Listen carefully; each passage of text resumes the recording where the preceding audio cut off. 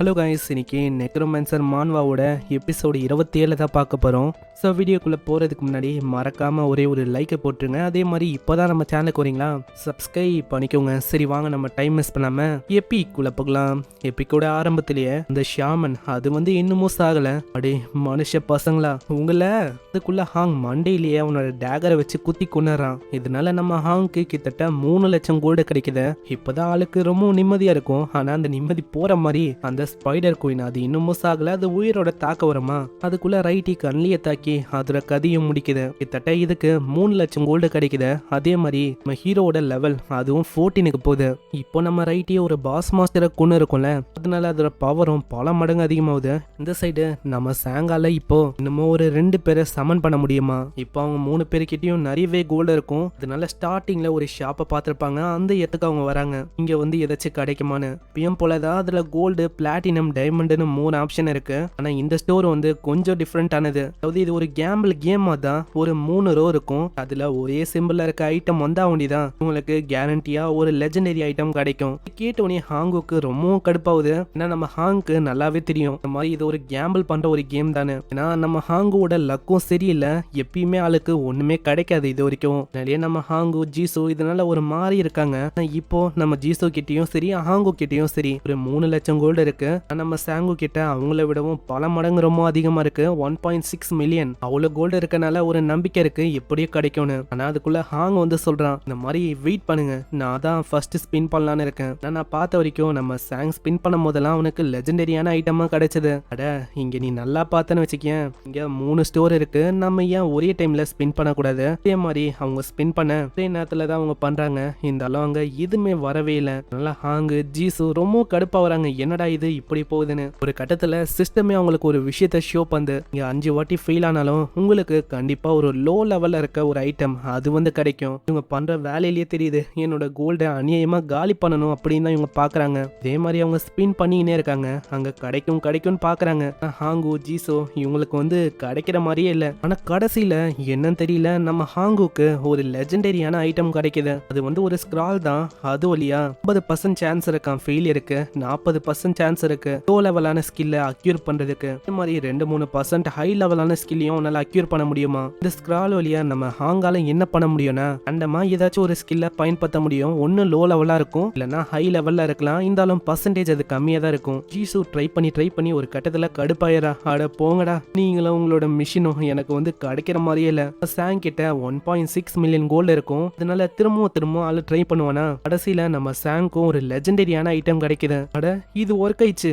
அது ஒரு ரிங் தான், ring of the shadow king item வழியா நம்ம சாங்கோட எஜிலிட்டி ஏறும், ஸ்டாமினா ஏறும். சாங்கால 2 ஆல்டர் ஈகோவை சமன் பண்ண முடியும். அதாவது ஒரு க்ளோன் தான். அந்த க்ளோனை வச்சு 50% டேமேஜும் நம்ம ஆளால கொடுக்க முடியும். பரவாயில்ல, ரொம்ப நாள் ஆச்சு, பரவாயில்ல எப்படியோ கிடைச்சிச்சு. இதுக்குள்ள ஒரு ஸ்பெஷலான கோஸ்டும் நம்ம சாங்க்கு கிடைக்குது, ஷேடோ கிங் ஏர்னு. அதுல ஷேடோ கிங்ஸை இவன் கலெக்ட் பண்ற மாதிரி இருக்கும். அது வழியா the crown of the shadow கிங்னு ஒரு விஷயம் எனக்கு கிடைக்குமா. இதுவும் நல்ல விஷயமா இருக்கு. அப்புறமா இதை பாத்துக்க வேண்டியதான். ஜீசுக்கு அங்க எதுவுமே கிடைச்சிருக்காதா. நம்ம சாங் கிட்ட ஒரு ஹீரோ கிரேட்ல இருக்க ஒரு பிரேஸ்லெட் இருக்கும், அதை அவன் கொடுக்கறான். இந்த ஜீசோ உனக்கு எதுவுமே கிடைக்கல, அதனால நீ இதை வச்சுக்கலாம். அதுக்கப்புறம் அவங்களோட டவுனுக்கு அங்க போகலாம்னு நினைக்கிறாங்க.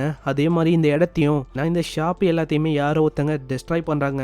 இதுக்கப்புறம் இவங்க அந்த ரெய்ட் மாஸ்டர்ஸ் அதுங்களை தாக்க போகணும். அதுக்குள்ள ஹாங்கு கத்துறான், சாங் இதை நீ பாரு, இந்த ஆப்லயும் ஏதோ ஒரு விஷயத்த அவங்க புதுசா ஆட் பண்ணிருக்காங்க. இதுலயும் புதுசா பிராட்காஸ்ட் பண்ற மாதிரி ஒரு விஷயம் இருக்கு.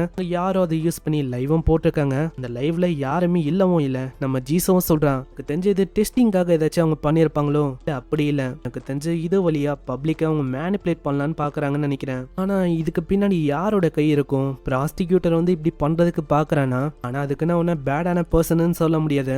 இல்ல ஏதாச்சும் ஒரு காரணம் கண்டிப்பா இருக்கும். ஏன்னா இப்போதான் ரீசெண்டா நான் லெவலப்போ ஆனேன். அதனால என் மேல ஒரு கண்ணு வந்திருக்கும். 14th லெவலுக்கு போனக்கு அப்புறம் விடவும் நான் கொஞ்சம் பாப்புலர் ஆயிட்டேன். ஆனா என்னை பொறுத்த வரைக்கும் நம்ம ப்ராஸ்டிக்யூட்டர் அவர் என்ன பண்ண ட்ரை பண்ணுவாருன்னா, முடிஞ்ச அளவுக்கு அவரு நிறையவே ஆளுங்களை கேதர் பண்ணதா பாப்பாரு. ரீசெண்டா அவரு என்ன செக்லயே வச்சுக்க பாக்குறாரு. அதே மாதிரி இந்த பாஸ் ரைடு அது நடக்கும் போதும் எனக்கு கம்மியா ரிவார்டு கிடைக்கணும் அப்படின்னு கவனிக்கிற மாதிரி தான் எனக்கு தெரியுது. ஆனா அதுக்காக தான் இந்த ஸ்க்ரால் இது என் கிட்ட இருக்கு. இதை நான் அதுக்கு தான் வாங்கினேன். இப்போ இது பயன்படும் நினைக்கிறேன். நான் அதுக்குள்ள ஒரு ஹெலிகாப்டர் வருது. அதுல இருக்குது நம்ம ப்ராஸ்டிக்யூட்டரோட அல்ல கை தான். அதாவது மிங்குன்னு ஒருத்தனக்கான். ஹெலிகாப்டர் வழியா போக போறாங்க. ஆனா நம்ம சாங்குக்கு ஒரு டவுட் இருக்கு, நம்ம இப்படி போனா பிரச்சனை வராதான். ஏன்னா அந்த பறக்கிற மாஸ்டர் வேவ்ரன் அது எல்லா இடத்துலயும் பரவி இருக்கு. நீங்க அதை பத்தி கவலைப்பட வேணாம். ஏன்னா எங்களோட ஆளுங்க ஒரு இடத்துலயும் பரவி இருக்காங்க. அவங்க லொகேஷனை பார்த்து சொல்லுவாங்க. அது வழியா நம்ம போனா எந்த விதமான பிரச்சனையும் வராது. சாங்குக்கு இதுல இருந்து ஒரு விஷயம் புரியுது. என்னன்னா கிட்ட எந்த அளவுக்கு மேன் பவர் இருக்கோ அந்த அளவுக்கு அது உதவியாவும் இருக்கு. ஆனா அதுக்குள்ள அவங்க முன்னாடி ஒரு கொஸ்ட் பாப்பப் ஆகுது. அது ஒரு காம்படிஷன் டைப் தான். இதுலயும் இவங்க ரைடு மாஸ்டரை அவங்களா கூடுற மாதிரி இருக்கும். இதுக்கு ரிவார்டா ஒரு ஸ்பெஷல் ஐட்டம் கிடைக்கும். இந்த விஷயத்த பண்றதுக்கு நிறையவே குரூப்ஸும் பங்கெடுக்குதான். அதனால இதுல ஒன்னு சேர்ந்து வேலையை பார்த்தா அவங்களுக்கு நல்ல விஷயங்கள் நடக்குமா. அதே மாதிரி லிசான் மேன் வார்லார்ட் அவனுக்கு கிளாடியேட்டரோட பிளெஸிங் கிடைக்கும். அது வழியா என்ன ஆகும்னா கான்சென்ட்ரேட் அந்த அட்டாக்லாம் 90% ரெடியூஸ் ஆகும். அதே மாதிரி இது எப்போ டீஆக்டிவேட் ஆகும்னா இப்போ அவங்க 1-on-1 பேட்டில் பண்றாங்களோ அந்த டைம்ல தான் இது டீஆக்டிவேட்டே ஆகுமா. அதே மாதிரி யார் அந்த பாஸ் மாஸ்டரை அழிக்கிறாங்களோ அவங்களுக்கு ஒரு ஸ்பெஷலான டைட்டிலும் கிடைக்கும். இது கேட்டோன்னே மிங்குக்கு ரொம்ப கடுப்பாகுது. ஏன்னா இது அவங்களோட பிளான்ல அங்க இல்லவே இல்லை. இதெல்லாம் பார்க்கும்போது நம்ம ஹானுக்கு அவனையே பார்க்குற மாதிரி லைட்டா ஃபீல் ஆகும். அங்க சாங்கு இதை எதிரே பார்க்கல இப்படி ஒரு விஷயம் நடக்கும்னு. 90% கான்சென்ட்ரேட் அதாவது நாங்க ஒன்னா சேர்ந்து தாக்குனா அதுக்கு அவ்வளோக்கோ டேமேஜே ஏற்படாது. அப்போனா என்ன யாரோ ஒருத்தங்க எங்களை மேல இருந்து பார்த்துன்னு இருக்காங்க. அதனால தான் இப்போ எங்களோட கொஸ்ட்டை முடிஞ்ச அளவுக்கு அவங்க கஷ்டமாக்கிட்டாங்க. இப்போ எங்கள யாராச்சும் ஒரு லீடருக்கு தான் அந்த டைட்டில் கிடைக்கும். அந்த கொஸ்ட்டுக்கான ரிவார்டும் கிடைக்கும். இப்போ அந்த எஹிடோ ஐலாண்ட்ல அந்த ரைடு நடக்க போதுல கிட்டத்தட்ட 1000 பிளேயர்ஸுக்கு மேல பார்ட்டிசிபேட் பண்ண போறாங்க. இந்த இடத்துல ஒரு விஷயம் நடக்கும்ல அது எல்லாமே லைவா பிராட்காஸ்ட் ஆகுமா. அதனால தான் இந்த ஃபீச்சரை விட்டுருக்காங்க போல. அங்க இருக்கிற ஒருத்தங்களுக்கு இது கேட்கும் போது ரொம்ப சந்தோஷமா இருக்கு. ஏன்னா அதுல லீடரா இருக்க போறது இந்த யங் டங் போவோட லீடரு அந்த ப்ராஸ்டிக்யூட்டர் அவதான். அதே மாதிரி சில பேர் அங்க யோசிக்கிறாங்க நம்ம சாங்கு அவன் லீடரா இருப்பானோ. ஏன்னா அவனோட லெவல் அது அதிகமா இருக்குல்ல. அதனால எல்லாருமே யோசிக்கிறாங்க இதுக்கப்புறம் நம்ம சாங்கு மத்தவங்களோட பார்ட்டி அங்க வருது. நம்ம சாங்குவோட கேங் அங்க வரமா. அங்க நம்ம ப்ராஸ்டிக்யூட்டர் வெல்கம் பண்றாரு. சாங்கு வா உனக்காக தான் நான் வெயிட் பண்ணனேன். அங்க நம்ம சாங்கு யோசிச்சமா தான் இங்க நிறைய பேர் இருக்காங்க. அங்க ஒரு கேமராவும் இருக்கு. இத ஒரு வேணுட்டே தான் பண்ணிருக்காரு. இத லைவா பிராட்காஸ்ட் பண்ணா இதனால பப்ளிக்ல ஒரு எப்படிப்பட்டவரு அதை பத்தி தெரியும். அதே மாதிரி அவரோட பவர் அதை பார்த்துட்டு மக்கள் அவருக்கே சப்போர்ட் பண்ணுவாங்க அப்படின்னு தான் இவர் எதிர்பார்க்கறாருன்னு நினைக்கிறேன். இன்னொருத்தனும் இருக்கான். அவன் கையில ஒரு மந்திர கோலம் இருக்கு. ஆமா அந்த ரூமர் கேள்விப்பட்டபடி பார்த்தா இதான் அந்த நெக்ரோமேன்சர் ஸ்கில்லோட இருக்கிற அந்த டாப்ல இருக்க ஆளா. ஆனா இங்க வெறும் 3 பேர் தான் வந்திருக்கீங்க. ஆனா நாங்க அப்படி இல்லப்பா. நாங்க ஒரு பெரிய சர்வைவர்ஸையே வச்சிருக்க ஒரு கூட்டம். இப்ப பாரு நாங்க பேலன்ஸ்டா இருக்கோம். ஏன்னா எங்க பக்கம் 31 எலிட் பிளேயர்ஸ் இருக்காங்க. இதுலயும் ஒரு 102 பேர் வரலையா. அங்களுக்கு நல்லா ஒரு விஷயம் புரியுது. இந்த ப்ராஸ்டிக்யூட்டரும் இந்த சர்வைவர்ஸோட இந்த லீடரு ஆல்ரெடி விஷயத்த பிளான் பண்ணிருக்காங்க. அதனால இவங்களோட பாப்புலாரிட்டியை ஏத்த முடியும். இப்பதான் அந்த பையனோட பேரையே இவன் சொல்றான். இவனோட பேரு லீ. ஆல்ரெடி அந்த ஆப்லயும் இவன் நிறைய வாட்டி வந்திருக்கானா. என்ன நம்ம சாங்கு சொல்றான் நீ அதுக்குன்னு ரொம்ப ஆர்வத்தை ஏத்தக்கூடாது. அதான் நீங்க அத்தனை பேரோட இருந்தாலும் எங்க பார்ட்டி மெம்பர்ஸ் முன்னாடி நீங்க ஒண்ணுமே இல்ல. நான் எங்க ஆளுங்களால அசால்ட்டா அந்த பார்ட்டி மெம்பர்ஸ் எல்லாரையுமே அழிக்க முடியும். அதே மாதிரி நாங்க இங்க வந்ததுக்கு காரணம் பாஸ் ரைட பண்ண வந்தோம். ஆனா வார் பண்ண வரல. இதை கேட்கும் போது லீக்கு இன்னமும் கடுப்பாவுது. அங்க ஒரு கட்டத்துல அவரே தடுக்கிறாரு. வேணாம் எதுவுமே யோசிக்க கூடாது. ஏன்னா அவனோட பவரை பத்தி உனக்கு தெரியாது. நீ அவன் தனியா இருக்கான்னு யோசிக்கலாம். ஆனா அவன் பின்னாடி ஒரு கூட்டமே இருக்கு. அதுதான் நெக்ரோமேன்சர் அந்த ஸ்கில்லோட பவரே.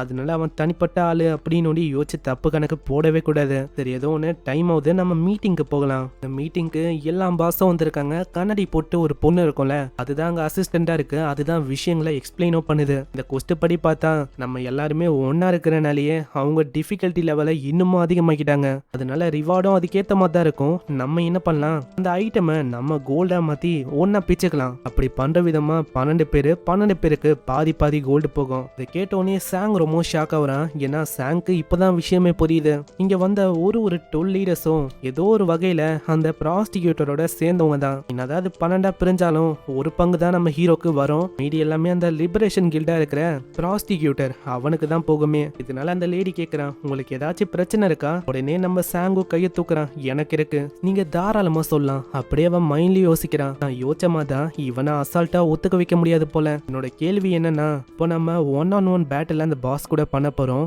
அதுக்காக நம்ம எதுக்கு ரிவார்டை பிரிக்கணும். அந்த ரிவார்டை 1-on-1ல அடையணும்னா நம்ம உயிரே போற அளவுக்கு நம்ம போராடணும். அப்படி பார்க்கும்போது ஏன் இது கேட்டவனே அந்த லேடி சொல்றான் நீ தான் ஸ்டார்டிங்ல சொன்ன இந்த மாதிரி எது கிடைச்சாலும் அது பாதி நம்ம பிச்சுக்கிற மாதிரி இருக்கும்னு.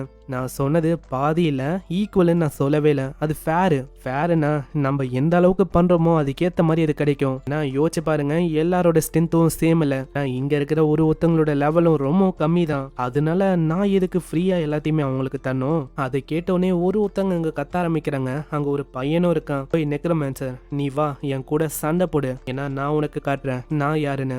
இவன் கிட்ட ஒரு பயங்கரமான ஃபிஸ்ட் பவர் இருக்கும். அதை வச்சு பெரிய பெரிய மாஸ்டரியே இவன் ஒண்ணுமே இல்லாம ஆக்குவான். அதே மாதிரி இவனோட ரேங்கும் சும்மா இல்ல, 11th ரேங்க்ல இருக்கான் டோட்டலா. போய் நெக்ரோமான்சர், என்ன சண்டைக்கு நீ ரெடியா இல்ல சொல்ல மாட்டியா எதுவும்? நான் என்ன சொல்லுவேன்னா, கம்முன்னு உட்காரு, இல்லனா அவ்வளவுதான் உன்னோட நிலைமை ரொம்ப மோசமாயிடும். இதை கேட்டோன்னே ஆளு இன்னமும் கடுப்பாவறான். அங்க ஒரு மாதிரி கத்த ஆரம்பிச்சான். அங்க இதை கேட்டோன்னே அங்க ப்ராஸ்டிக்யூட்டர் அவர் போதும்னு சொல்றாரு. நான் ஒத்துக்கிறேன் இந்த விஷயத்துக்கு, ஏன்னா இது ஃபன்னா இருக்க போகுது. அப்புறம் ஏகப்பட்ட லிசார்டு மாஸ்டர் தாக்குமா. அந்த அயன் ஃபிஸ்டுக்காரன் நம்ம சாங்கு மேல இருக்க கோவத்தை எல்லாத்தையும் இங்க பயங்கரமா காட்டுறான். இதே மாதிரி 1 இல்ல 2 இல்ல வந்துங்கன்னே இருக்கு. அங்க இதே மாதிரி வர ஆரம்பிக்குதான். யாரோ ஒருத்தங்க பயங்கரமா ஃபயர் அட்டாக்ஸ் வச்சு தாக்குறாங்க.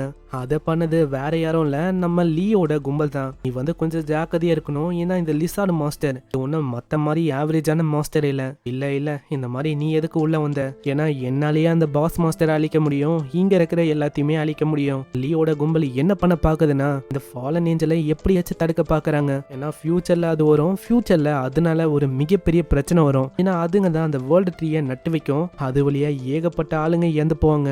ஆனா நம்ம அயன் ஃபிஸ்ட் அவனுக்கு என்னன்னா, ப்ராஸ்டிக்யூட்டர் காம்ப்ளிகேட்டடா இருக்கிற விஷயம் எல்லாத்தையும் பார்த்துப்பான் அப்படின்னு யோசிக்கிறான். அப்படின்ட்டு ஹெலிகாப்டர் எஹிடோ பார்க்க நோக்கி போகுது. அதுல ப்ராஸ்டிக்யூட்டர் தான் போறான் அப்படின்னு இவன் நினைக்கிறான். ஆனா அது கிடையாது. நான் பாஸ் ரூம் இருக்குது அந்த எஹிடோ பார்க்காண்டதான். அங்க சாங்கூட அந்த பாஸ் மாஸ்டரை கொல்றதுக்கு போயிருக்கான். அங்க சாங்குவை காட்டுறாங்க. அவன் முன்னாடி ஏகப்பட்ட மாஸ்டர்ஸ் இருக்கு. ஸோ இங்கே இந்த எபிசோட முடியுது. இது வரைக்கும் பொறுமையா போயிருக்கும். இந்த ஃபாலன் ஒன்னுன்னு சொல்லப்படுற அந்த ஏஞ்சலு டீமனு இதெல்லாம் வரும்போது இன்னமும் கதை பயங்கரமா சூடு பிடிக்கும். ஸோ பொறுமையா வாட்ச் பண்ணுங்க, ஏன்னா இதுக்கு மேலதான் பயங்கர இன்ட்ரெஸ்டிங்கா போகும். நான் உங்களை அடுத்த எபிசோட சந்திக்கிறேன். தேங்க்யூ ஃபார் வாட்சிங். சைனரா.